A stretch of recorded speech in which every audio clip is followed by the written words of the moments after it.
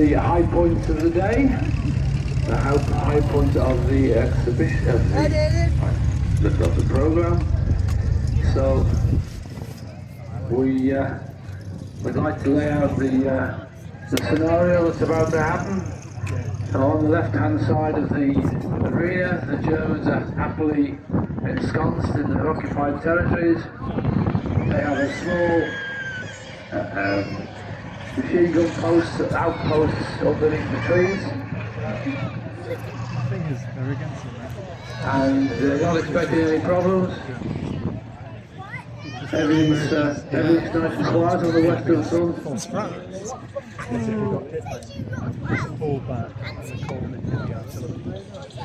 Clustered the area for about 45 minutes. Generally after. But even so, although they're not expecting any trouble, the Germans, as always, have brought up some armoured transport and some soft-in transport, should it be needed. The soft-in transport on this particular occasion is an old Renault truck which has been commandeered from some poor French farmer or business owner or whatever, and we have the reconnaissance troops on their motorcycles and their sidecars, just going in between, carrying messages as and when necessary,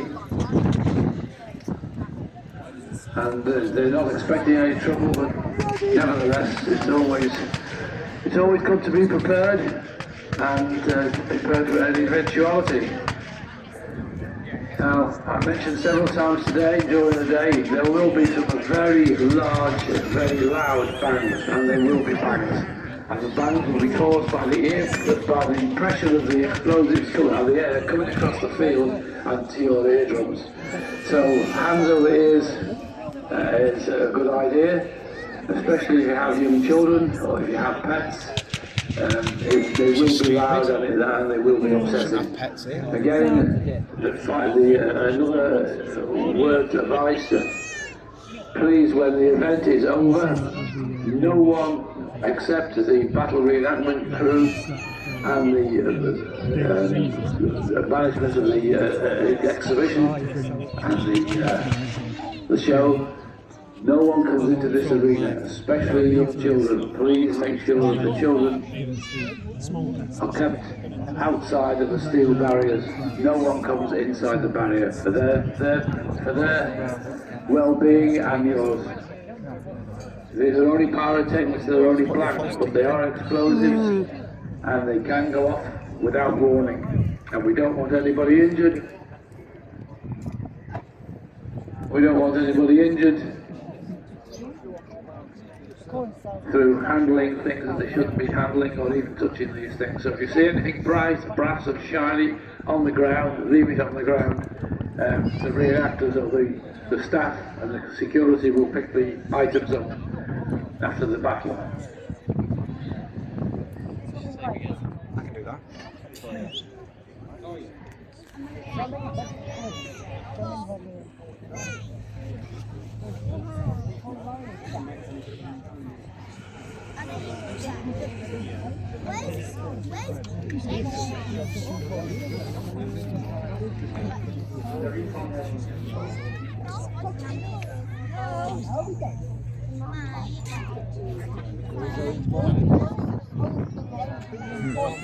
See what he's going down?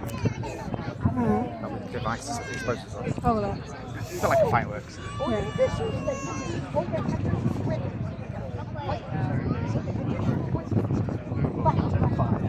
4 miles. 45 minutes. And then move on. It is hard to get to. That's why it took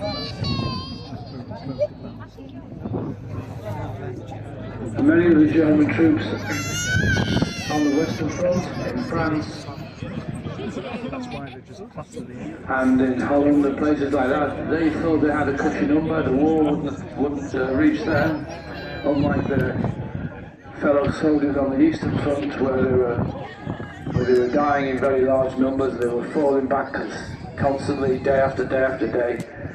It was a soft number to be in France with the wine, the women, the food, So these lads were quite happy. They knew that the Allies had landed. They listened to Goebbels and his propaganda that the Allies were restricted on the beaches, that they weren't going to go inland, that it was only a feint, and that the German army had complete control of the whole of mainland Europe. So we're in a situation now where, although they're just taking it nice and easy and relaxing, they are still vigilant. There could always be air attacks.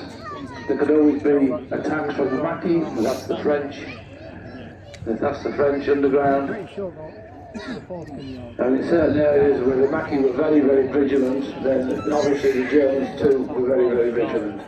But on this day, this nice warm sunny afternoon in August 1944, what's not to like? When it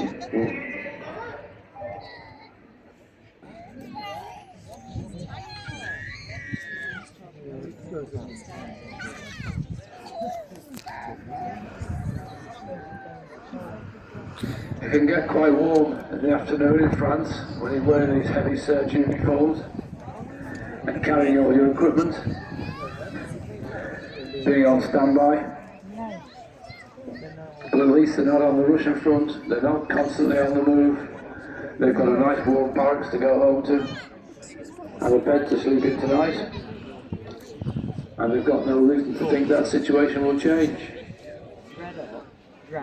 They also have to keep an eye open for any Allied reconnaissance patrols.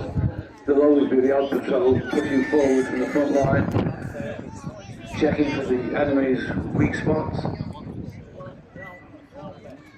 looking out for where the enemy armour is concentrated. And at the moment, these gentlemen are perfectly happy where they are.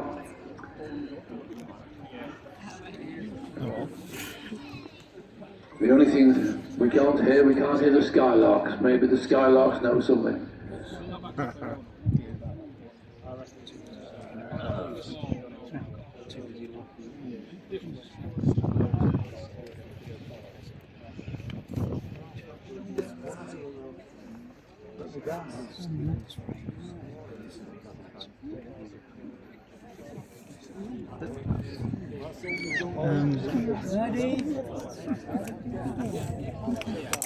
Well, they always say the war is all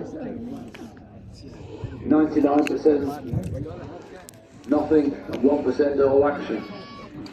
Fury, noise, horror, explosions. They've been through all that in training. Some of these soldiers may have been on the Eastern Front, their units may have been on the Eastern Front, and they've been posted back to France, or others have been posted maybe to the Italian front, because the Germans did tend to move their units about all over continental Europe. They could be in northern Russia, northern Europe, in Finland. They could be down in the south of France. They could be down in Sicily, Italy, in Greece. There were many, many places where these units travelled to. And the guys are probably thinking of home, thinking of what we're going to have tonight to eat, thinking about a glass of wine in René's cafe. Wondering if they can make friends with one of the Mademoiselles. Who knows? Who knows what they're dreaming of?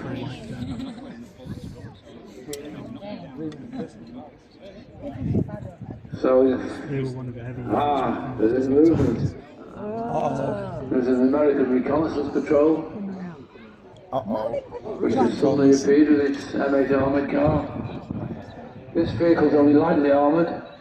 It's got a 37mm gun, but it wouldn't be much use against a German tank, a Panzer III or a Panzer IV or a Stug, maybe the occasional Tiger or King Tiger, but that would be very unusual. So they just go in, and it's been told obviously to go into the area to see what the enemy's strength is, and they're joined by a troop carrying half track. So obviously the Americans are on full alert. It's very quiet. The Germans, it looks as though the Germans have spotted them, but they're probably waiting for orders. The Germans were notorious for never wasting ammunition. The Germans never fired until they had a target to fire at, and they never fired until they were ordered to. Otherwise, the punishment in the German army was quite severe. And in fact, when the war ended, I think there was about 400,000 German soldiers in punishment camps for minor infringements of the rules and regulations. So these boys will say nothing at all, these men will say nothing at all and do nothing at all until they've been instructed to. So there's even more. This actually is a reconnaissance in strength, because now we've got 2 half-tracks full of troops, probably 8 or 10 infantrymen in each of the 2 half-tracks, or 3 beg your pardon, I couldn't see from this point. The camouflage was so good hiding behind those trees, so there's actually 3 half-tracks there. So that this is a reconnaissance in strength. I think the German commander will wait until the opportune moment to order his troops to fire. But at the moment, it seems as though they're quite happy to wait and see. So be aware that when the fighting starts, there will be some loud noises, there's some loud explosions. There's a lot of smoke.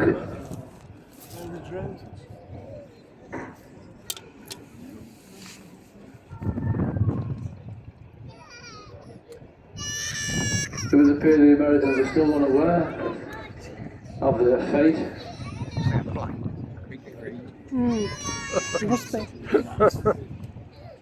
They know behind them they have a Stug 3, maybe some anti-tank guns that will take care of any Allied armour. The Stug 3 and the Pack 40, they'd knock out a tank, a Sherman tank at almost a mile, certainly a kilometre, no problem at all. And then the British, there must be an overlap of responsibility in this sector between the British and the Americans, because the British have just sent their light reconnaissance troops in dingoes and the White Scout Corps. Here we go. Okay. Contact. Right. Yeah. Okay.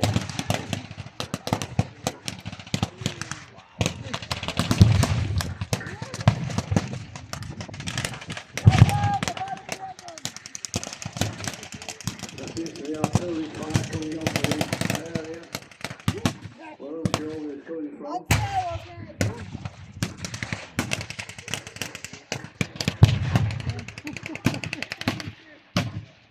No.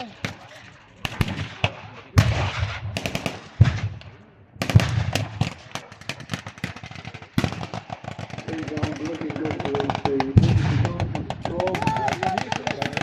The general armour cars are on steam, they're only quite lightly armed. And don't provide much protection to the 2-man crew. Yeah.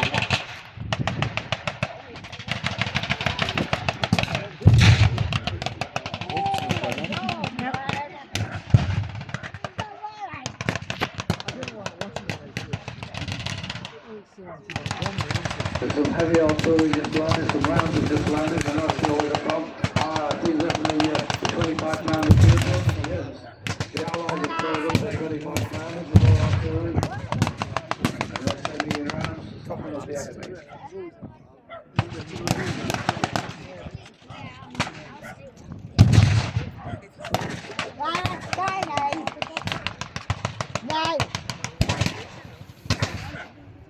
It sounds like incoming. Now there's been a blast with 25 pounders.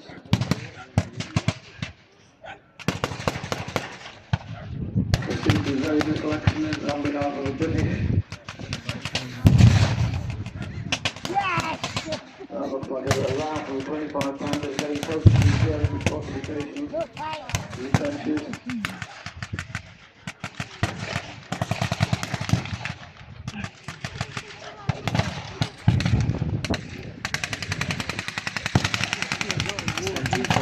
Smoke is beginning to clear up the battlefield.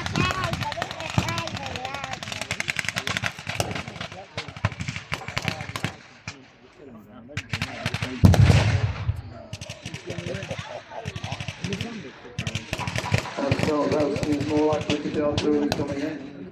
Yes. In the deeper battle and the smoke and dust and confusion, it's quite difficult to know exactly which explosion has been caused by which side.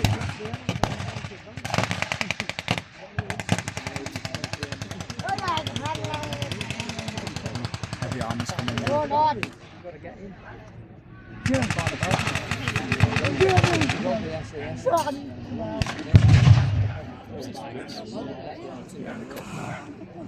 We've had a guard cars coming in. Now there's been an explosion over on the hill. Coming in. The Allies have called us in heavy armour.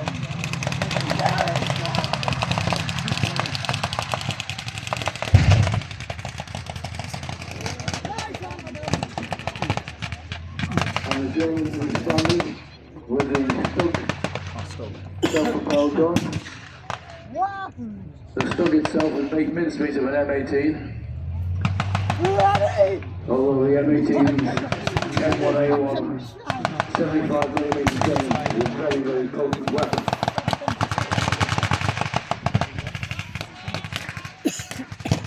The US infantry are now coming out of the woods, the far side of the arena.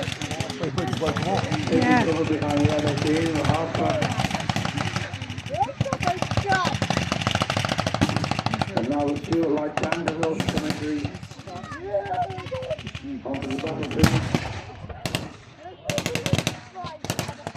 This is a different model of the Stuart tank that we saw with the one before. This one is an M5 A1 Stuart tank with 3 Cadillac engines, whereas the earlier one had one 9-cylinder radial. But again, the only really thin armour. There's now more allies are coming in from the left-hand side of the arena, taking up position behind the knockdown armoured vehicles. It looks like a unit of paratroopers with quite a shot of this angle. Yes.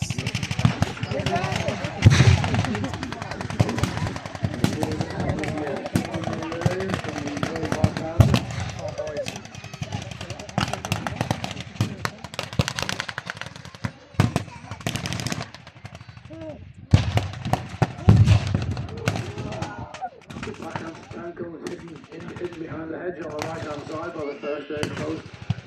That's replying to the fire from the Allied armour. Valentine is now joined the fight. There we go. Bag then.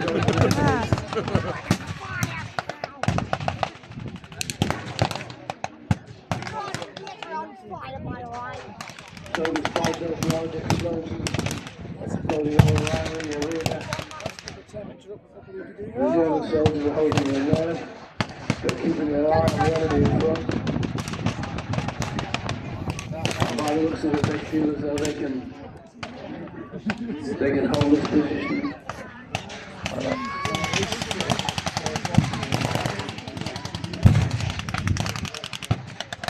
The Valentine fired once more at the German rear echelon. The American troops are... Oh, the British are coming in from the left-hand side. About time. Come on, lads.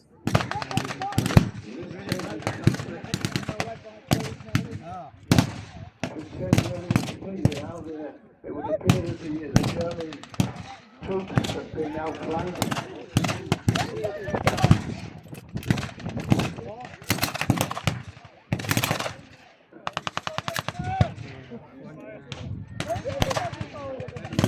Yes, I think the additional firepower from the left-hand side is a reason to pull back into more defensive positions. Somewhat stayed.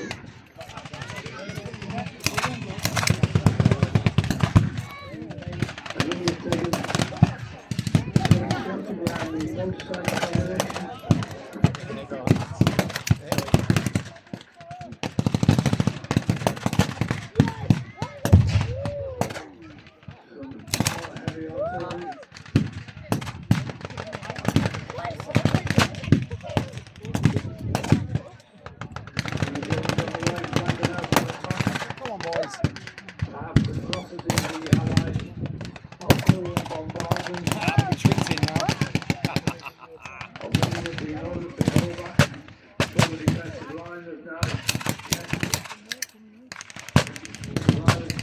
Fallschirmjäger paratroopers come out and strengthen the line.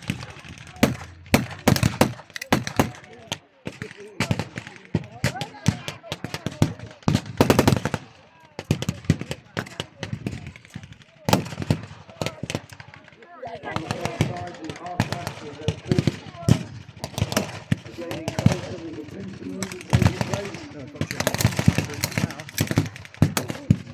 The other opposition on our left-hand side and the Americans on our right-hand side.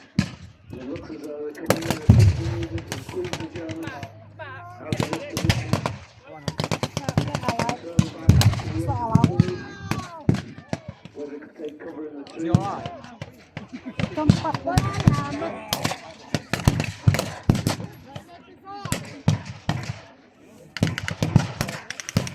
Israel will be taking casualties.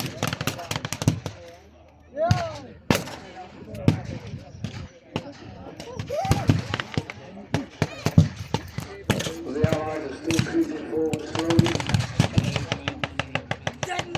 They're still going to be retiring, going back into an ambush position.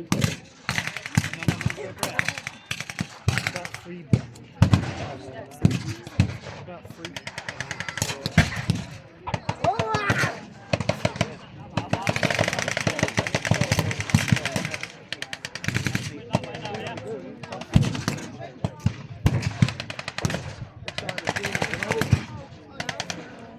Yeah, they've. Leave them there. Go fine. I'll go fine. No problem. Max, come on. Maybe the fishes are getting closer. They're getting now to the about to capture the Coventry point. Yeah. The Coventry point is surrendered.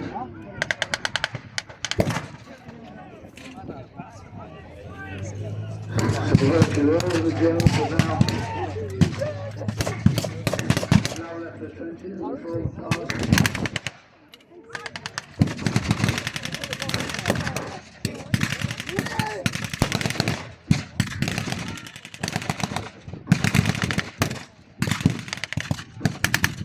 Until the Germans have decided it's surrender is the better part of valor.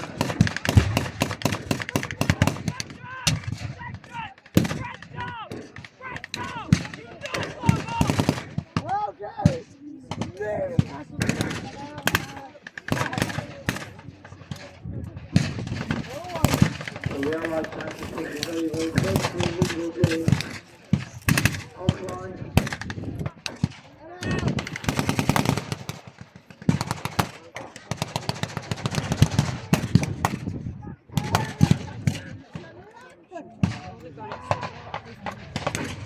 The Hellcats taking a chance coming out there in such an exposed position, especially with the Stug and the Black 40 and the tank gun.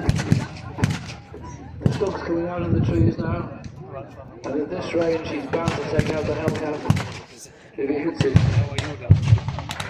If he hits it there right offshore, very close call.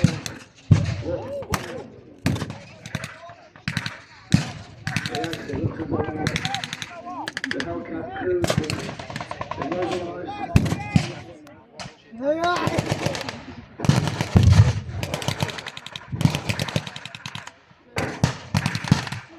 The Allied armour is creeping closer to the abandoned German positions.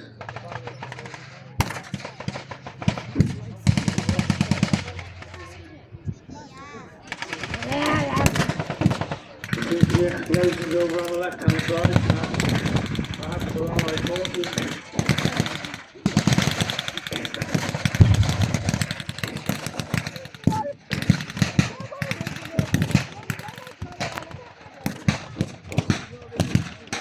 The battlefield is still a dangerous place. The Germans are still keeping up the resistance.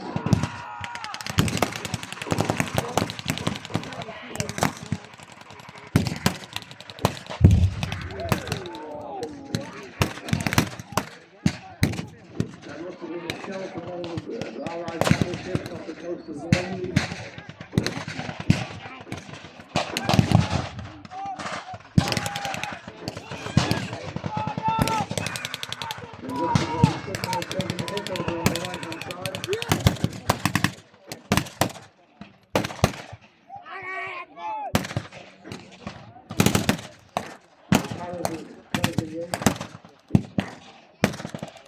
On the German counterparts, the Fancy Million.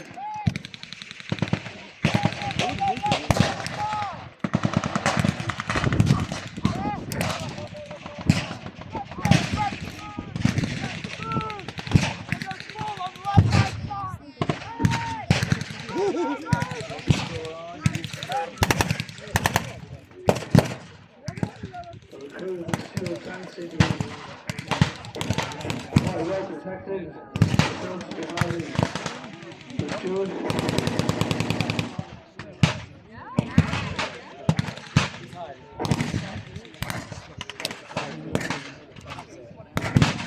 Now to continue to squeeze the Germans. They're getting very, very close.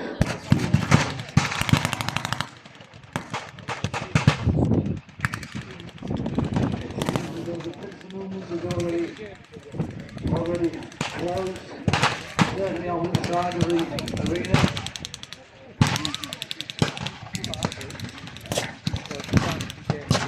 There's obviously still opposition on the far side of the arena. Literally knocked out Hellcat.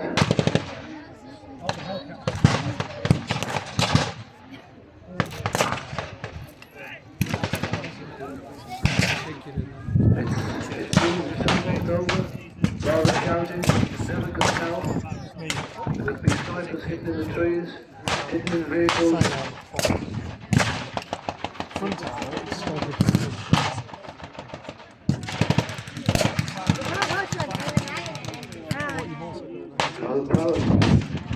The pilots are going forward.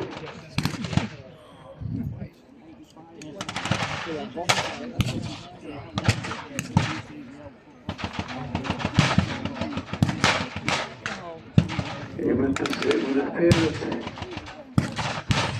that Index, all reactors, Index.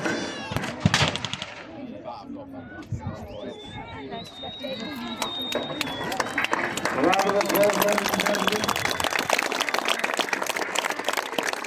All the reactors, Australians, Americans,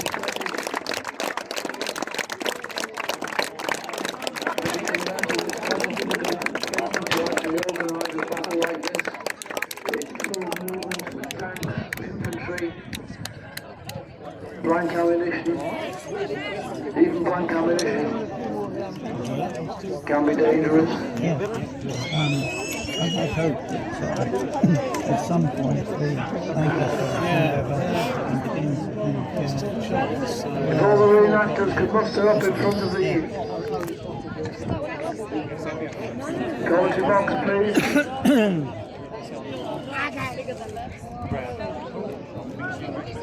All the NCOs and officers bring their troops over, please.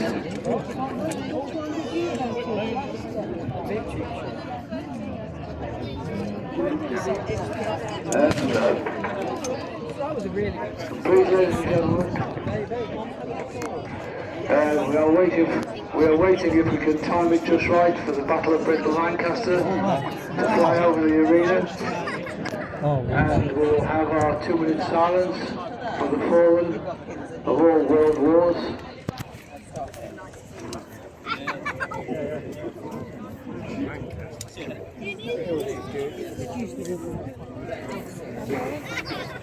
Let's just have a look funny. Just take loads. Because we can always do it.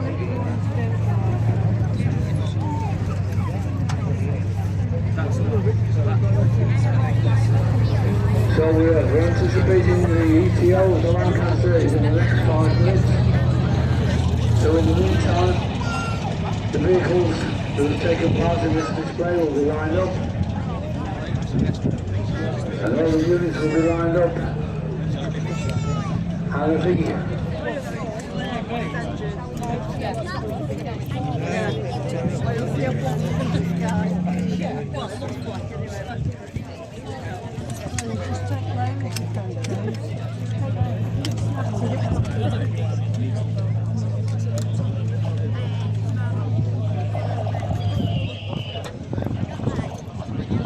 ladies and gentlemen, boys, girls and all those in between. Thank you for attending our first year at Doncaster. We started off 15 years ago on a different side. This was Stuart's dream. So thank you all for keeping his dream alive by attending and supporting the show. Big thank you to all our reenactors for putting on what we thought was a wonderful battle, and we'll sure you'll agree. So can you all give our reenactors a big cheer and a round of applause? Hey.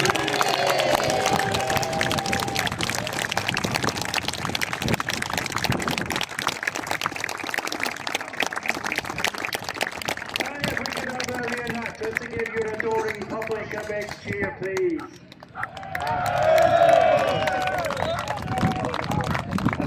Okay, we have been told that the Lancaster hopefully should be coming over any moment. At this time, we would like all of you to please bow your heads, take your hats off. We will be doing the last post to remember everybody who has fallen, no matter what nationality. So please, if you could bow down and we'll have a minute's silence. Thank you.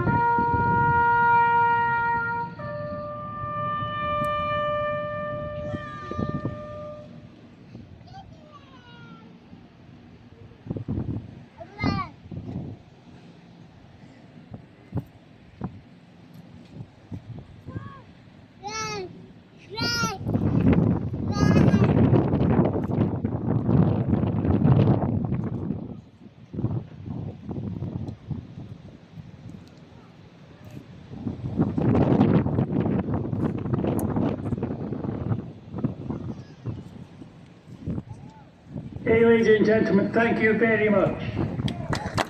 Just before you all go, we do have a couple of presentations to make.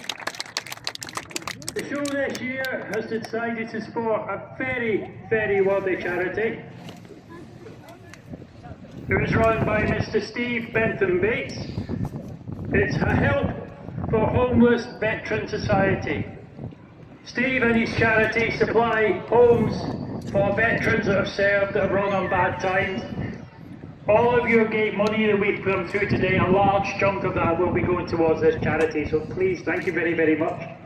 So we have a presentation for Stu and Debs, our directors, and the organisers of this event, who have worked hard from Steve on behalf of his charity to them. Steve, if you'd like to do the honours to Debs. Stuart, come here. A bit faster would be nice.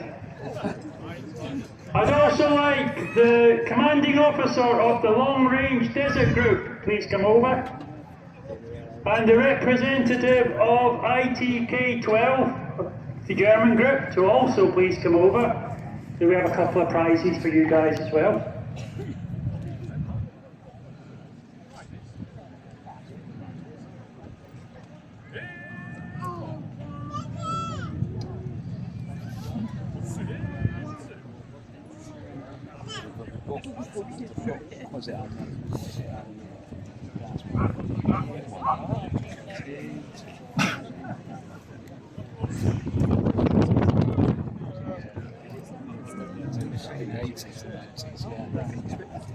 So, we have a couple of prizes. Roger, where are you? We walked around with Steve earlier on today, walked miles, and Steve has picked who he thinks are the best two displays, one from the Germans and one from the Allies.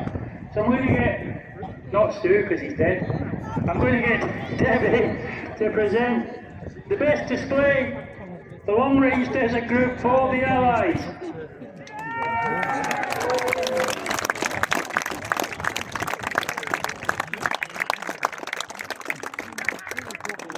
They'll need somebody from ITK. Dave Hooten's lot.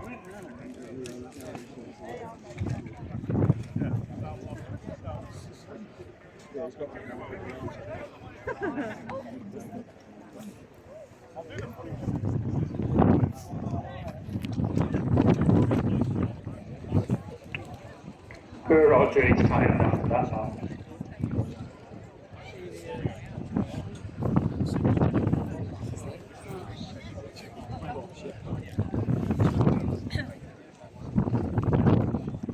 So this is ITK's representative Roger, who's second in command of ITK, who have the big pack gun.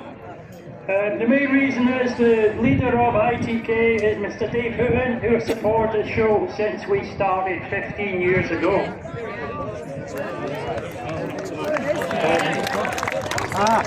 Dave unfortunately was recently in a bike accident, had his leg broken, and still came to this show to support us, so thank you very much, Dave. And here's our Lancaster.